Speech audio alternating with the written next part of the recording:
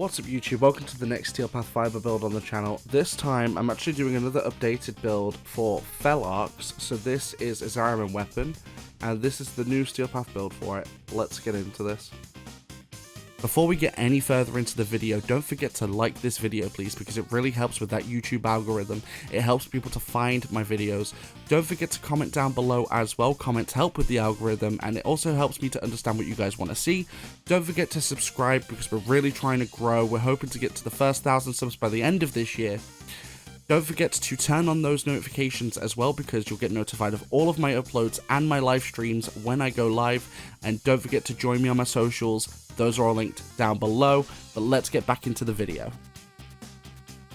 Alright, so I want to point this out quickly before we get any further into the video.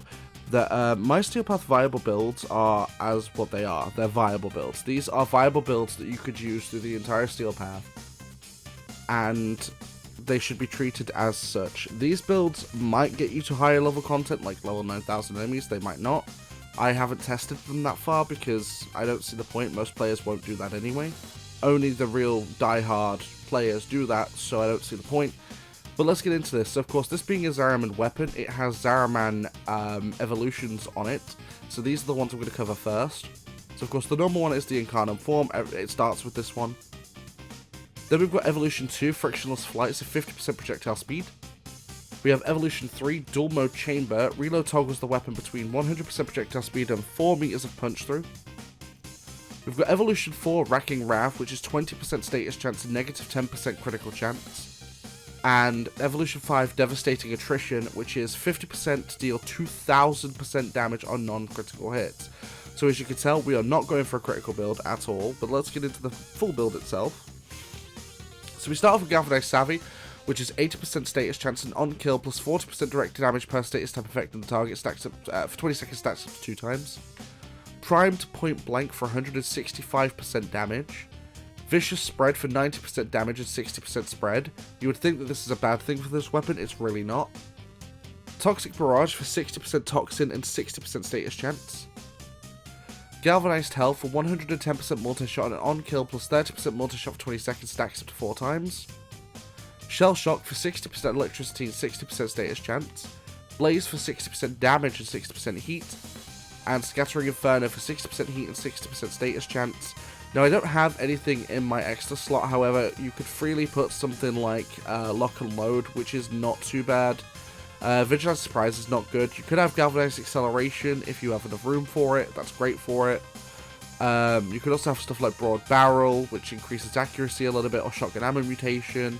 Pick your poison, really, whichever one you think is going to fit your build better. In the extra slot, we also have Primary Merciless, which is rank 5, on kill plus 30% damage for 4 seconds, stacks up to 12 times, plus 30% reload speed. So overall, a pretty decent build going on.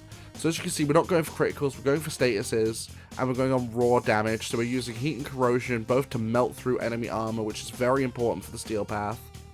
Then of course you've got the Incarnate form damage as well, but we'll get into that into the mission. So this is the build, let's get into the mission, I'll show what we can do. Alright, so we're here at Oxymoko in the Void, and as with every Steel Path viable build, I will give you the exact reasoning why.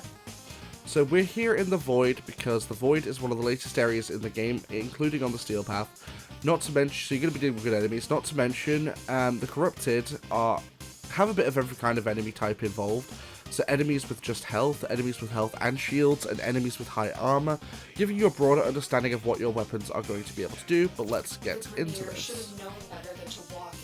Hello.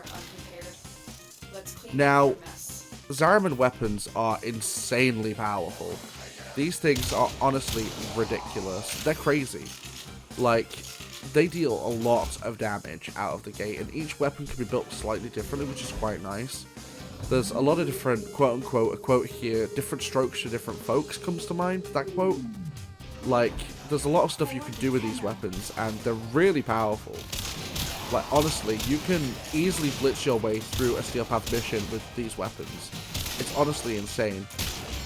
Now, I do want to bring up a few things. So, I have been slowing down on my Warframe content a little bit. There's a couple of reasons for it, but one of them is because I've been taking a bit of a break from the game. Like, I kind of burnt myself out a bit doing a lot of content back to back, so like, I've been taking a little bit of a break. Don't worry, I'm still going to be doing Warframe content, so if you are subbed for that, don't forget to stay subbed, because there will always be Warframe content. But it is a bit slow recently, because I've been focusing on other stuff as well, and I haven't really had time to update a lot of my builds. So I do apologize. I am planning on putting in more time soon to get some more builds done. But if the uploads are a bit slow, that's a little bit why. Also, because any of you guys can check this out, my top 10 videos, I think like 7 out of 10 of them are Warframe based ones. And whilst that's not really a bad thing, because, you know, obviously I'm a content creator, I want as many views as possible. I do want to get some, like, you know, other videos done to try and branch out a little bit from just Warframe content. As you guys can probably understand, Ben does variety, hence I need a variety of content.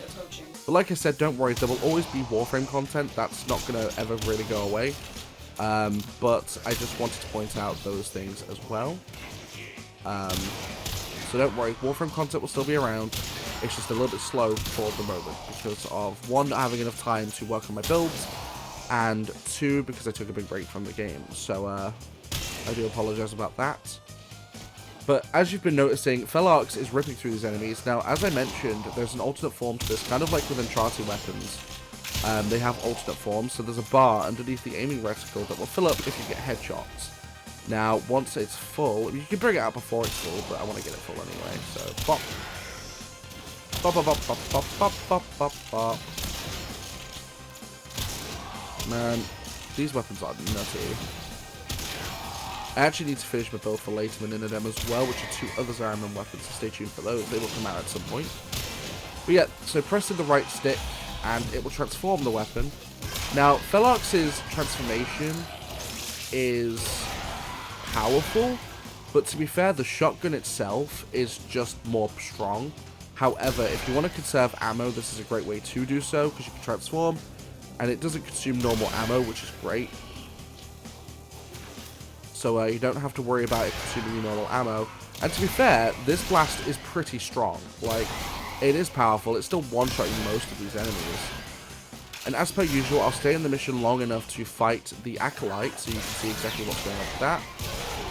Even the heavy armored units, because of the heat and corrosive, as well as how powerful naturally these hits are going to go, like, it's crazy how quick we take out stuff.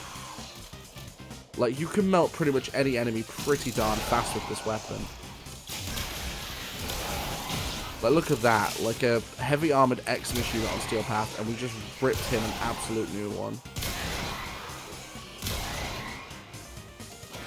Not to mention, these are some of the funnest weapons to use as well. Like, these weapons are so fun. Like, legit crazy fun. Oh, that was fast. Like, legit crazy fun, and it's just, it's so cool to see that these weapons just work.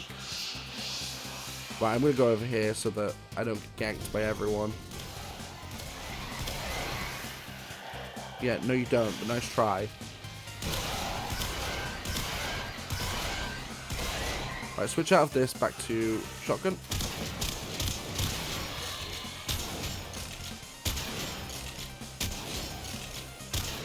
And nope.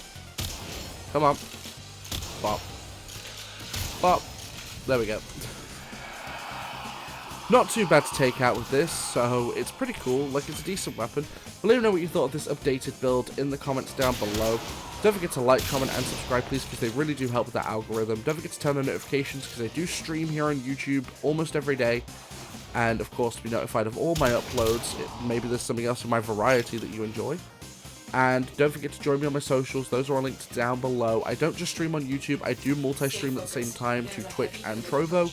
So if there's another platform you prefer to watch on that's not YouTube, you can always check me out there. The streams that go live here on YouTube are the exact same across those platforms as well. So don't forget to join me on those, and I'll catch you guys in the next one.